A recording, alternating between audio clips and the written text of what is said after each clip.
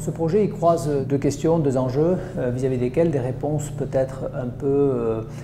tranchées ou radicales s'imposaient.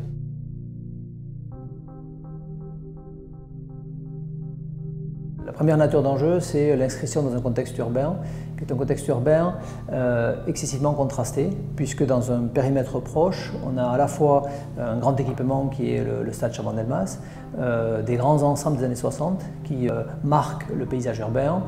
et puis dans la relation immédiate, c'est-à-dire dans la relation de rue à rue, ce qu'on appelle des échoppes, c'est-à-dire des petites maisons très caractéristiques du tissu urbain bordelais et qui sont sur des échelles variant du simple rez-de-chaussée au R+1 à R+2.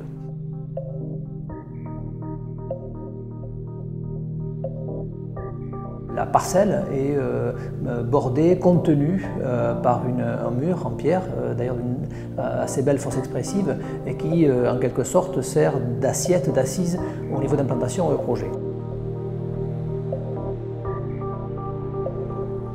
Notre raisonnement était de dire fragmentons, c'est-à-dire qu'à une logique de front urbain continu qui aurait probablement trouvé un dialogue très difficile avec les vis-à-vis directs, on a préféré une solution de petits immeubles tours qui permettent à la fois d'atteindre un niveau de densité tout à fait honorable et cohérent et en même temps de fabriquer des infractuosités, des vides, des alternances en quelque sorte, des rythmes.